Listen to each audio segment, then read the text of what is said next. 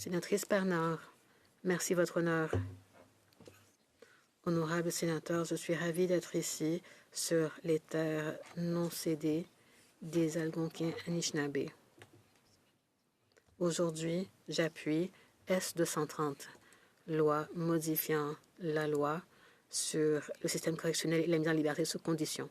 Merci, sénatrice Pate, d'avoir consacré votre carrière à la défense du traitement humain des personnes dans les prisons canadiennes et d'avoir identifié ce problème comme l'une des plus graves violations des droits de la personne constatées au Canada. Et merci de votre discours aujourd'hui. Ce châtiment cruel se produit en ce moment même dans les institutions partout au pays. Qu'il s'agisse d'isolement, d'unités d'intervention structurées, de cellules sèches ou d'unités sécurisées, l'impact est le même. Une atteinte indéniable au bien-être mental, physique et spirituel. J'ai eu le privilège de rencontrer et de parler à des centaines de détenus lors des missions d'enquête menées dans le cadre de l'étude du comité RIDR sur les droits de la personne et des personnes condamnées à une peine fédérale. Nous avons entendu des histoires similaires dans toutes les institutions, des histoires sur l'expérience déplorable du placement en isolement, une expérience impensable que personne, et je répète, personne ne devrait avoir à vivre.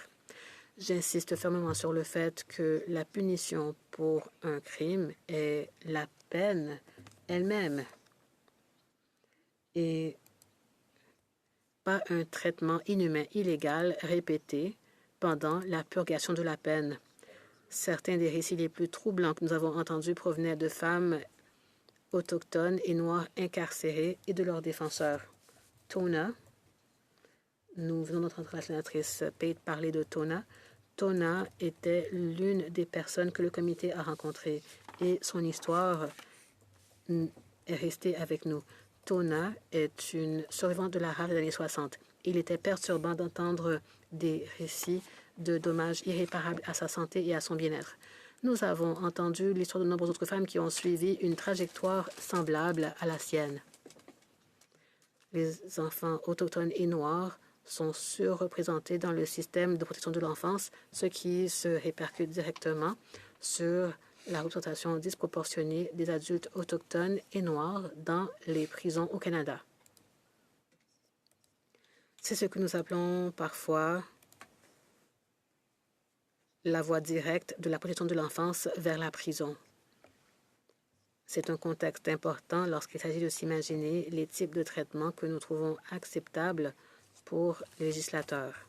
Lorsque l'étude RIDR a révélé que les détenus autochtones et noirs étaient surreprésentés dans les centres d'isolement, en fait, l'étude a révélé cela. Chers collègues, il s'agit d'une voie directe entre la protection de l'enfance, la prison et la ségrégation. Ces systèmes ont échoué à maintes reprises à l'égard de ce groupe de personnes vulnérables, et ce, à répétition. Les effets néfastes de l'isolement, y compris l'impact psychologique négatif, est ressenti après seulement 48 heures d'isolement. Seulement 48 heures. Le comité a également entendu parler d'impact à long terme, comme la sénatrice Pate l'a si bien souligné. Il y a par exemple les dommages psychologiques irréversibles qui peuvent survenir après seulement 15 jours d'isolement. Chers collègues, je vais répéter ce que la sénatrice Pate nous a rappelé aujourd'hui. Tona a passé 10 ans en isolement. Imaginez, 10 ans en isolement. J'aimerais souligner deux des recommandations de notre étude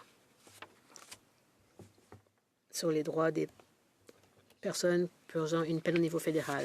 Recommandation 33, et je cite ce rapport, que le Service correctionnel du Canada veille à ce que les unités d'intervention structurées se conforment aux décisions judiciaires les plus récentes et respectent les obligations du Canada en matière de droits de la personne et ses engagements internationaux, notamment en, et je vais maintenant énumérer la liste, l'élimination en éliminant le recours à l'isolement cellulaire pour toutes les personnes condamnées à une peine fédérale, en tenant compte des besoins et expériences des groupes particuliers, y compris les groupes LGBTQI2E et les femmes, l'élimination de l'isolement cellulaire au-delà de 15 jours, fournir un contact humain significatif et un accès continu au programme, ainsi qu'un accès 24 heures sur 24 aux services de santé et de santé mentale et la mise en place d'un contrôle judiciaire pour examiner tous les placements et toutes les décisions des unités d'intervention structurées. Et la recommandation 34,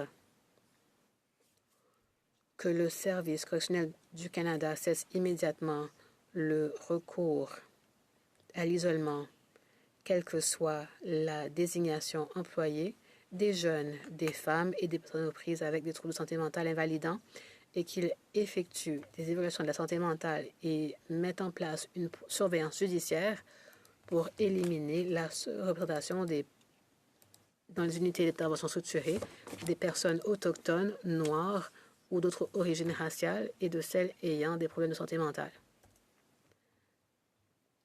Chers collègues, je vous rappelle les recommandations de notre comité déposées en 2021 et je vous encourage à revoir les conclusions et les recommandations de l'étude pour comprendre la nature critique de S-230. Je soutiens pleinement ce projet de loi car je pense que personne ne mérite de subir l'inhumanité du temps passé en isolement et je crois que nous pouvons et nous devrions légiférer sur des alternatives significatives. Merci.